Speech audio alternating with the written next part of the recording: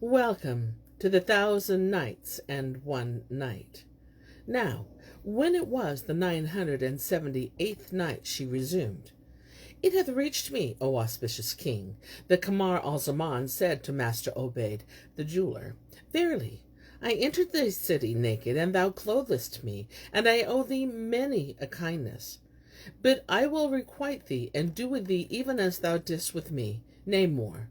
So be of good cheer, and eyes clear of tear.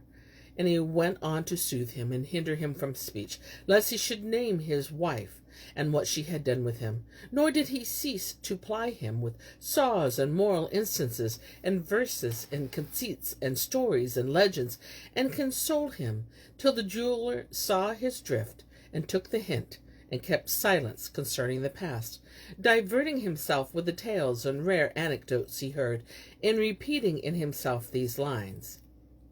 On the brow of the world is a writ, and thereon thou look, its content compel thine eyes tears of blood to rain. For the world never handled to humans a cup with its right, but with left it compelled them a beaker of ruin to drain.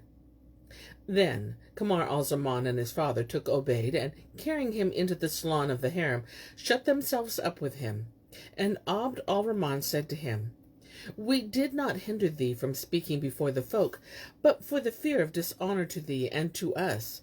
But now we are private. So tell me all that hath passed between thee and thy wife and my son.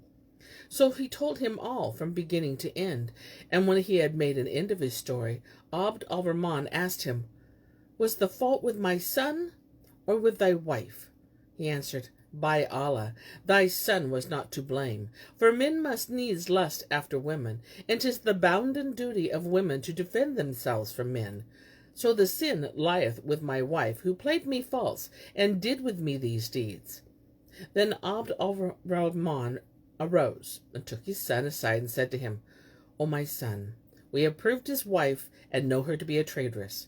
Now I mean to prove him, and see if he be a man of honor, and a manliness or wittle. How so? Asked Zamar al-Kaman. And Abd al-Rahman answered, I mean to urge him to make peace with his wife, and if he consent thereto and forgive her, I will smite him with a sword, and slay him, and kill her after her and her maid, for there is no good in the life of a cuckold and a queen. And if he turn from her with aversion, I will marry him to thy sister, and give him more of wealth than that thou tookest from him. Then he went back to Obayd, and said to him, O master, verily the commerce of women requireth patience and magnanimity, and whoso loveth them hath need of fortitude, for that they order themselves viper-wise towards men, and evilly entreat them, by reason of their superiority over them in beauty and loveliness. Wherefore they magnify themselves and belittle men. This is notably the case when their husbands show them affection, for then they requite them with hauteur and coquetry and harsh dealings of all kinds. But if a man be wroth whenever he seeth his wife aught that offendeth him, there can be no fellowship between them, nor can he hit it off with them who is not magnanimous and long-suffering. And unless a man bear with his wife, and requite her fool, doing with forgiveness, he shall get no good of her conversation. Indeed, it hath been said of them, Were they in the sky, the necks of men would incline themwards, and he who hath the power and pardoneth his reward is with Allah. Now this woman is thy wife, and thy companion, and she hath long consorted with thee. Wherefore it behoveth that thou entreat her with indulgence, which in fellowship is of the essentials of success.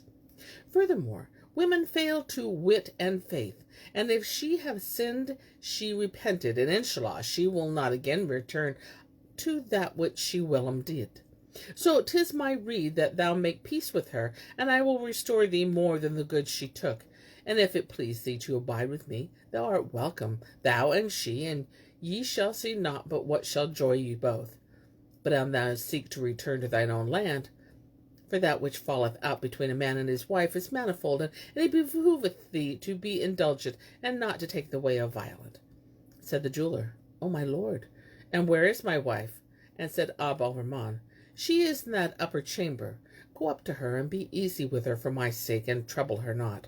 For when my son brought her hither, he would have married her, but I forbade him from her, and shut her up in yonder room, and locked the door upon her, saying in myself, Haply her husband will come, and I will hand her over to him safe, for she is fair of favour.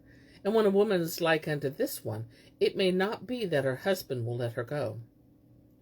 What I counted on is come about, and praise be Almighty Allah for thy reunion with thy wife. As for my son, I have sought him another woman in marriage, and have married him to her. These banquets and rejoicings are for his wedding, and tonight I bring him to his bride. So here is the key of the chamber where thy wife is. Take it, and open the door, and go in to her and her handmaid, and be buxom with her.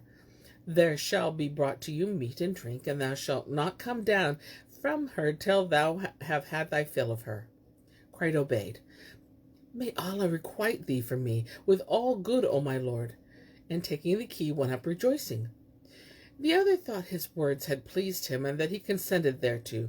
So he took the sword, and following him unseen, stood to epsy what should happen between him and his wife. This is how it fared with the merchant Abd al-Rahman. But as for the jeweler, when he came to the chamber door, he heard his wife weeping with sore weeping, for that Kamar Al-Zaman had married another than her. And the handmaid saying to her, O my lady, how often have I warned thee, and said, Thou wilt get no good of this youth, so do thou leave his company. But thou heedest not my words, and spoilest thy husband of all his goods, and gavest them to him. After the which thou forsookest thy place of thy fondness and infatuation for him, and camest with him to this country. And now he hath cast thee out from his thought, and married another, and hath made the issue of thy foolish fancy for him to be durance vile. Cried Halima, Be silent, O accursed, though he be married to another, yet some day needs must I occur to his thought. I cannot forget the nights I have spent in his company, and in any case I console myself with his saying, who said, O my lords, shall he to your mind occur, who recurs to you only says other mate? Grant heaven you never shall forget his state, who for state of you forget own estate. It cannot be, but he will bethink me of my effect, and converse and ask for me. Wherefore I will not turn from loving him, nor change from passion for him, though I perish in prison. For he is my love and my leech, and my reliance is on him, that he will yet return to me and deal fondly with me. When the jeweler heard his wife's words, he went in to her and said to her, O traitoress, thy hope in him is as the hope of Iblis in heaven, and all these vices were in thee, and I knew naught thereof. For had I been aware of one single vice, I had not kept thee with me an hour. But now I am certified of this in thee, it behoveth me to do thee die, although they put me to death, for thee, O traitress. And he clutched her with both hands, and repeated these two couplets. O fair ones, forth ye cast my faithful love with sin, nor had ye not regard for the right. How long I fondly clung to you, but now my love is loathing, and I hate your sight. Then he pressed hardly upon her windpipe, and brake her neck, whereupon her handmaid cried out, Alas, my mistress! Said he, O harlot, 'tis thou who art to blame for all this, for that thou knewest this evil inclination be in her, and toldest me not. Then he seized upon her, and he strangled her. All this happened while Abd al-Rahman stood, brand in hand, behind the door, espying with his eyes, and hearing with his ears. Now when Obayd, the jeweler, had done this, apprehension came upon him, and he feared the issue of his affair, and said to himself, As soon as the merchant learneth that I have killed him in his house, he will surely slay me. Yet I beseech Allah that he appoint the taking of my life to be while I am in the true belief. And he abode, bewildered about his case, and knew not what to do. But as he was thus, behold, in came Abd al-Rahman from his lurking place without the door, and said to him, No harm shall befall thee, for indeed thou deservest safety. See this sword in my hand? 'Twas in my mind to slay thee. Hast thou made peace with her, and restored her to favour? and I would also have slain her and the maid. But since thou hast done this deed, welcome to thee, and welcome, and I will reward thee by marrying thee to my daughter, Kamar Al-Zaman's sister." Then he carried him down and sent for the woman who washed the dead, whereupon it was bruited abroad that Kamar Al-Zaman had brought with him 2 slave girls from Basra, and they had both died. So the people began to condole with him, saying, "May thy head live, and may Allah compensate thee." And they washed and shrouded them and buried them, and none knew the truth of the matter. Then Abd al-Rahman sent for Shaykh al-Islam and all the notables, and said, "O Shaykh, draw up the contract of marriage between my daughter Kakub al-Salah and Master Obayd the jeweler, and set down that her dowry hath been paid to me in full." So he wrote out the contract, and Abd al-Rahman gave the company to drink of sherbets, and they made one wedding festival for the 2 brides, the daughter of the Shaykh al-Islam and Kamar al-Zaman's sister, and paraded them in one litter on one and the same night. After which they carried Kamar al-Zaman and Obayd in procession together, and brought them into their brides. When the jeweler went in to Abd al-Rahman's daughter, he found her handsomer than Halima, and 1,000-fold lovelier. So he took her maidenhead, and on the morrow he went to the Hammam with Kamar al-Zaman. Then he abode with them a while in pleasance and joyance, after which he began to yearn for his native land. So he went in to Abd al-Rahman and said to him, "O uncle, I long for my own country, for I have there estates and effects which I left in charge of one of my prentices, and I am minded to journey thither that I may sell my properties and return to thee. So wilt thou give me leave to go to my country for that purpose?" Answered the merchant, "O my son, I give thee leave to do this, and there be no fault in thee, for blame to thee for these words, for love of motherland is part of religion. And he who hath not good in his own country hath none in other folks' country. But haply, as thou depart without thy wife, when thou art once come to thy native place, it may seem good to thee to settle there, and thou wilt be perplexed between returning to thy wife and sojourning in thine own home. So it were the righter rede that thou carry thy wife with thee, and after thou desire to return to us, return, and welcome to you both. For we are folk who know not divorce, and no woman of us marrieth twice, nor do we lightly discard a man." Quoth Obayd, "Uncle, I fear me thy daughter will not consent to journey with me to my own country." Replied Abd al-Rahman, "O my son, we have no women amongst us would gainsay their spouses, nor know we a wife who is wroth with her man." The jeweler cried, "Allah bless you and your women," and going in to his wife said to her, "I am minded to go to my country. What sayest thou?" Quoth she, "Indeed, my sire had the ordering of me whilst I was a maid, and when I married, the ordering all passed into the hands of my lord and master, nor will I gainsay him." Quoth Obayd, "Allah bless thee and thy father, and have mercy on the womb that bare thee, and the loins that begat thee." Then he cut his thongs and applied himself to making ready for the journey.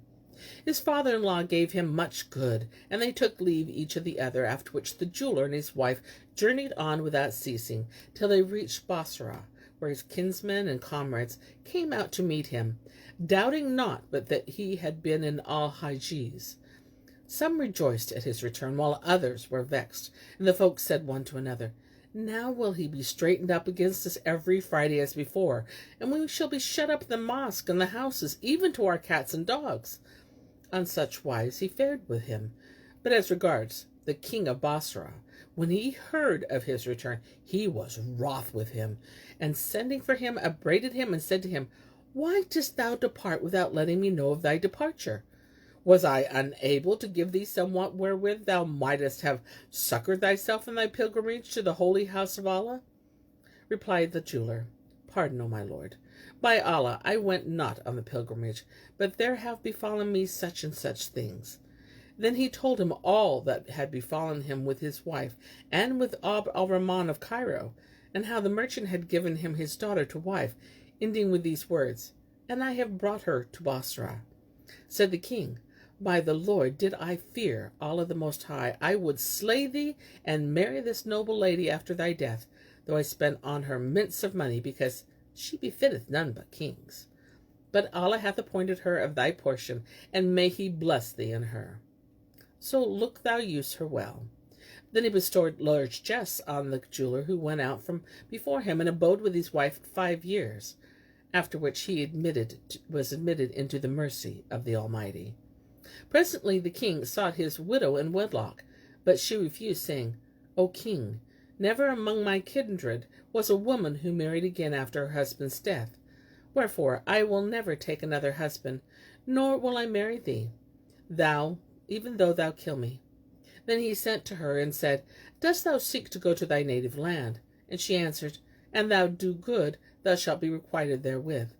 So he collected for her all of the jeweler's wealth, and added unto her of his own, after the measure of his degree. Lastly, he sent with her one of his wazirs, a man famous for goodness and piety, and an escort of 500 horse, who journeyed with her till they brought her back to her father, and in his home she abode without marrying again, till she died, and they all died. So if this woman would not consent to replace her dead husband with a sultan, how shall she be compared with one who replaced her husband whilst he was yet alive with a youth of unknown extraction and condition, and especially with this in lewd carriage, and not by way of lawful marriage? So he who deemed all women alike, there is no remedy for the deeds of his insanity. And glory be to him who belongeth to the empire of the seen and the unseen, and he is the living who dieth not. And among the tales they tell, O auspicious king, is one of Abdullah bin Fazil and his brothers.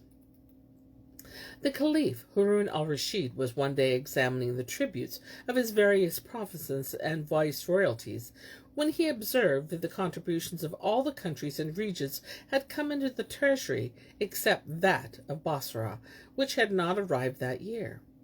So he sent a divan because of this and that. Hither to me was the Wazir Jafar, and when they brought him into the presence, he thus bespoke them.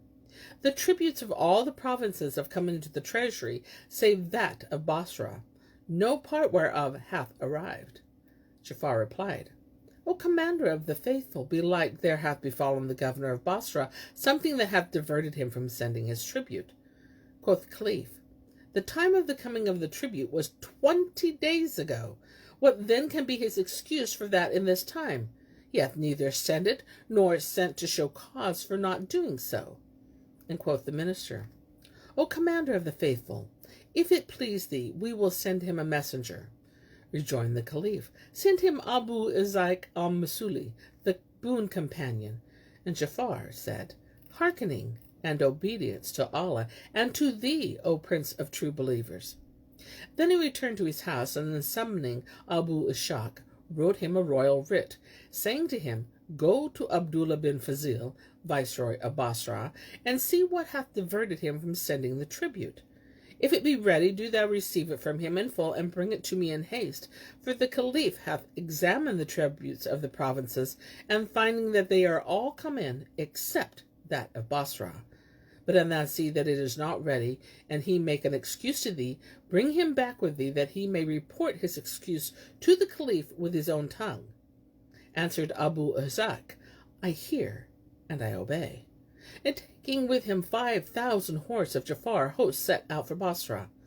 Now when Abdullah bin Fazil heard of his approach, he went out to meet him with his troops, and led him into the camp and to the city, and carried him to his palace, whilst the escort encamped without the city walls, where he appointed them all whereof they should need. So Abu Ishaq entered the audience chamber, and sitting down on the throne, seated the governor beside himself, whilst the notables sat round, according to their several degrees. After salutation with the salam, Abdullah bin Fazil said to him, O my lord, is there a reason for thy coming to us? And said Abu Ishaq, Yes, I come to seek the tribute, for the Caliph inquired of it, and the time of its coming is gone by. Rejoined Abdullah bin Fazil, O my lord, would heaven thou hast not wearied thyself, nor taken upon thyself the hardship of the journey. For the tribute is ready in full tale and complete, and I propose to dispatch it tomorrow. But since thou art come, I will entrust it to thee. after I have entertained thee 3 days, and on the 4th day I will set the tribute into thine hands. But it behoveth us now to offer thee a present, in part requital of thy kindness and the goodness of the commander of the faithful." "There is no harm in that," said Abu Ishaq. So Abdullah bin Fazil dismissed the divan, and carrying him into the saloon that had not its match, they set a tray of food before him and his companions. They ate and drank and made merry and enjoyed themselves, after which the tray was removed and there came coffee and sherbets. They sat conversing till a third part of the night was past, when they spread for Abu Ishaq bedding on an ivory couch inlaid with gold glittering sheeny. So he lay down, and the viceroy lay down beside him on another couch. But wakefulness possessed Abu Ishaq, and he fell to meditating on the metrics of prosody and political composition, for that he was one of the primest of the caliph's boon companions, that he had a mighty fine forearm in producing verses and pleasant stories. Nor did he leave to lie awake impoverishing poetry till half the night was past. Presently, behold, Abdullah bin Fazil arose, and girding his middle, opened a locker, whence he brought out a whip. Then taking a lighted waxen taper, he went forth by the door of the saloon. And Shahrazad perceived the dawn of the day, and ceased to say her permitted say. And so do I cease my telling of this tale, till it be morrow.